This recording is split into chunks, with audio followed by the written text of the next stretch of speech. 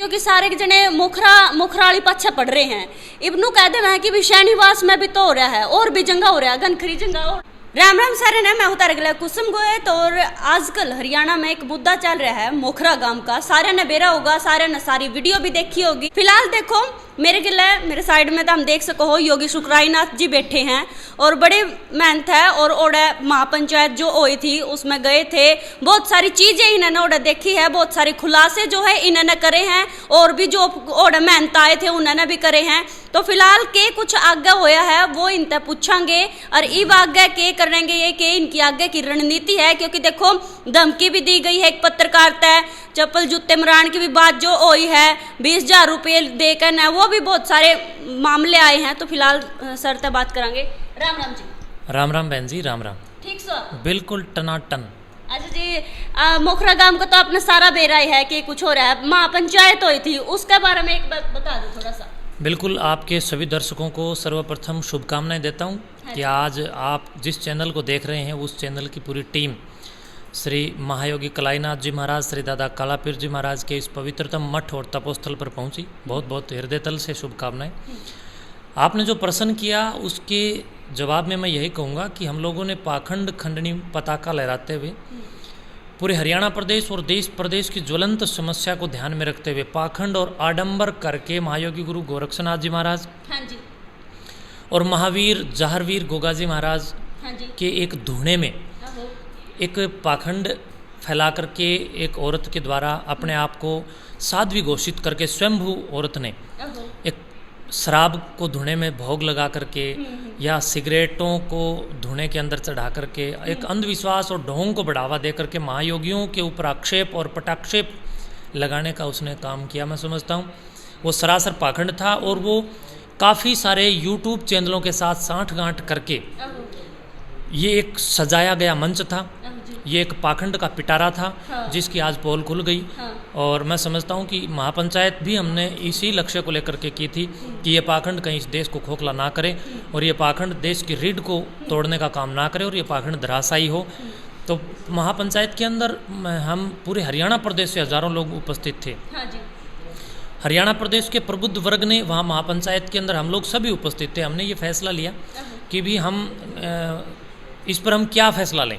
तो वहाँ हम सब ने विचार करके इस पूरे के पूरे पैगाम को, इस पूरे के पूरे फैसले को वहाँ मोखरा तपा की खाप अर्थात मोखरा तपा पर छोड़ दिया था। तो वहाँ उपस्थित मोखरा तपा के प्रधान श्री राम किशन जी ने इस जिम्मेवारी को पगड़ी के रूप में पहना और वास्तव में उन्होंने निभाया।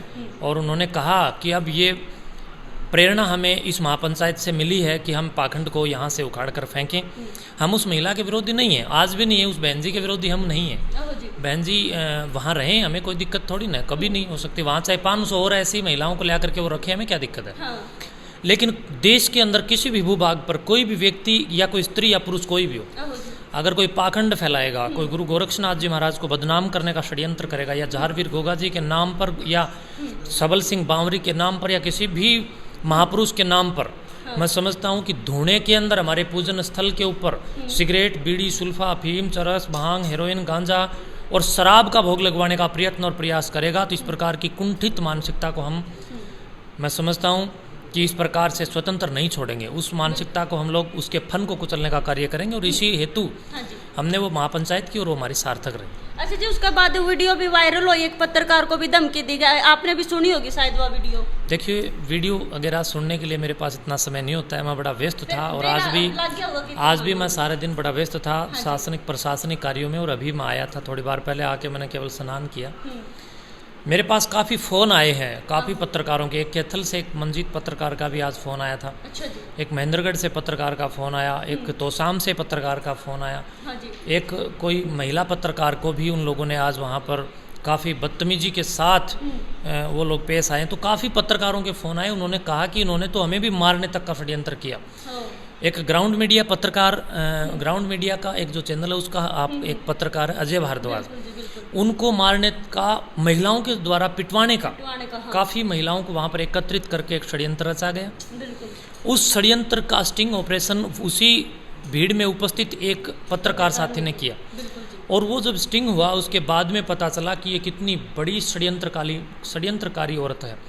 इस औरत ने षड्यंत्र के तहत अजय भारद्वाज को, अगर अजय भारद्वाज उस दौरान वहाँ जाते तो महिलाओं के द्वारा अर्थात महिलाओं को भ्रमित करके उन महिलाओं के द्वारा अजय भारद्वाज को मरवाने, पिटवाने या कोई इल्ज़ाम लगाने का काम किया जाता।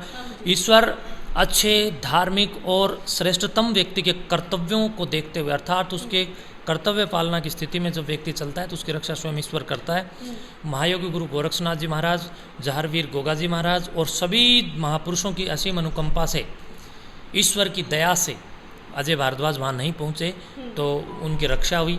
उसके साथ साथ अन्य कई पत्रकारों के साथ वहाँ जो झड़प हुई, हाथापाई हुई, उससे मैं समझता हूँ बहुत बड़ा बचाव रह गया और अन्यथा वहाँ कोई खून खराबा भी हो सकता था। बिल्कुल जी। और मैं जो आपको ऊपर भी 20,000 रुपये देकर नहीं, ये तो बात तो आपने पता ही होगी।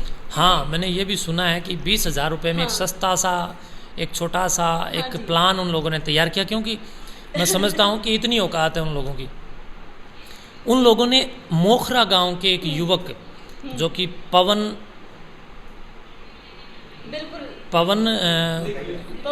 मलिक उनका नाम है, पवन मलिक को इन लोगों ने एक षड्यंत्र के तहत फंसाने का काम किया और इन लोगों ने ये बुद्धि से खेल खेला कि ताकि मैं पवन मलिक के खिलाफ इस प्रकार का बयान दूं तो योगी सुखराई नाथ पवन मलिक पर कोई मुकदमा दर्ज करें और पवन मलिक सुखराई नाथ ये दोनों आपस में झगड़ें और झगड़ा हो ताकि उसकी पाखंड की दुकान सस्ती रहे और पवन मलिक और सुखराई नाथ आपस में, इनके परिवार और सुखराई नाथ जी आपस में झगड़े। लेकिन इसके पाखंड की पोल पवन मलिक ने जब खोली तो पवन मलिक के द्वारा जब उसको एक्सपोज किया गया, उसकी सत्यता दिखाई गई, पवन मलिक ने देखो उसका उन्होंने बता दिया कि मैंने मेरा किराया लिया था। अब वो महिला इल्ज़ाम लगा रही है कि मैंने पूरा सिस्टम सेट करने के लिए 7,000 रुपये दिए थे। मैं समझता हूँ कि वो भूल गई है। 7,000 रुपये उसने पवन मलिक को नहीं बल्कि और किसी पत्रकार को दिए हैं और 7,000 रुपये पत्रकार को दिए। लेकिन पवन मलिक कह रहा है कि मुझे 6,000 रुपये 2 बार के अंदर 3,000 रुपये वो भी खुद उस षड्यंत्रकारी औरत ने नहीं बल्कि उस औरत ने किसी और थर्ड पर्सन को दी और उस पर्सन ने फिर पवन मलिक को वो उसका खर्चा पानी दिया था।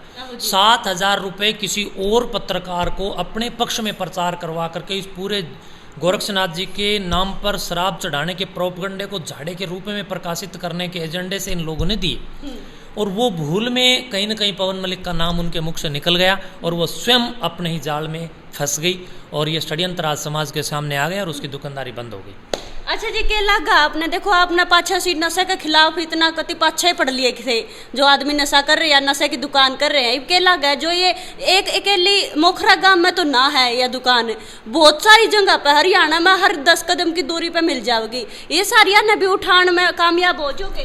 देखिए बहन जी, आपने बहुत अच्छा प्रश्न किया और ये ज्वलंत प्रश्न है। ये वास्तव में फिलहाल एक जलजला हो रखा है इस विषय को लेकर के। तो मैं बताना चाहूँगा कि मेरी अकेले की ये जिम्मेदारी नहीं है, मैं तो मेरा कर्तव्य निभा रहा हूँ। देश के सभी साधु संतों का ये दायित्व और कर्तव्य और मैं समझता हूँ कि उनकी जिम्मेदारी बनती है।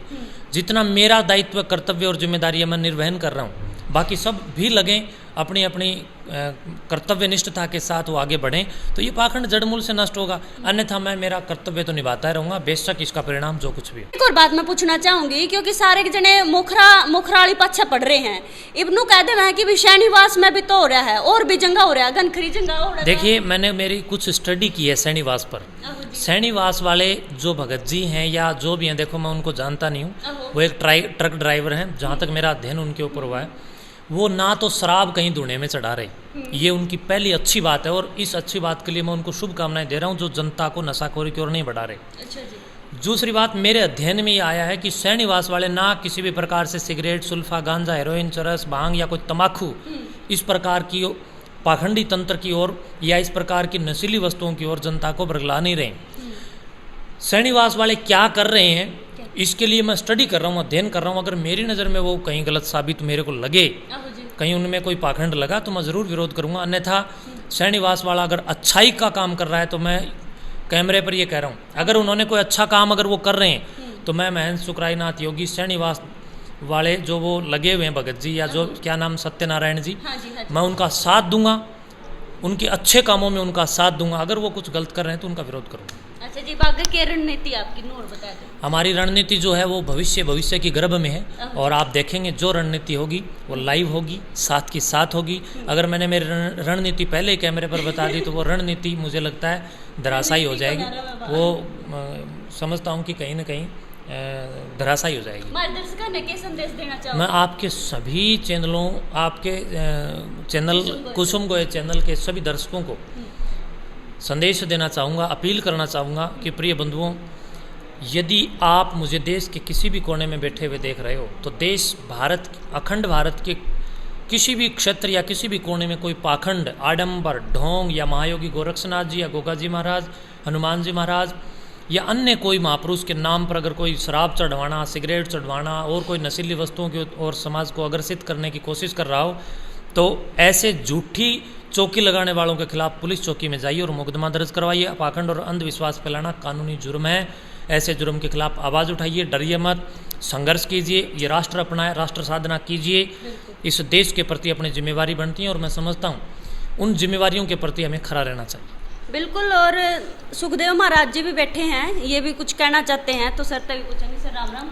नमस्कार जी। मैं ये कहना चाहता हूँ कि ज़्यादातर जो ये आडंबर हैं बाबा सबल सिंह बावरी के नाम से चल रहे हैं, तो हमने गुरुजियों के माध्यम से ही सुना है। सबल सिंह बावरी जी भी एक योद्धा थे जो उस टाइम पर मुगलों के खिलाफ लड़ाई में शहीद हुए थे, तो उनके नाम पर भी शराब, हिंदू धर्म को बदनाम करना, अनाचार इत्यादि का प्रचार करना ये वेद सम्मत नहीं है, नहीं शास्त्र सम्मत है।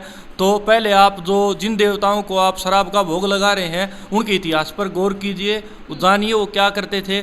क्या किसी के पास ऐसा प्रूफ है? सबल सिंह बावरी या केसरमल बावरी, कोई भी हमारे जो वीर बहादुर योद्धा थे वो शराब पीते थे, ऐसा कोई प्रमाण नहीं है। इसलिए उनके नाम पर भी ये जो दुकानदारी चल रही है ये बंद हो और जो हमारी पुरातन परंपराएं हैं उनकी ओर अखंड रहें और उनको भी और लौटा जाए। वो परंपराएं अखंड और अक्षुण्ण रहें और समाज को महापुरुषों, देवी देवताओं, देशभक्तों, धर्म रक्षकों, धर्म संस्थापकों की आड़ में नशेड़ी ना बनाओ, बल्कि इनके नाम पर लोगों को शिक्षित करो, लोगों को जागरूक करो, लोगों में चेतना को पैदा करो।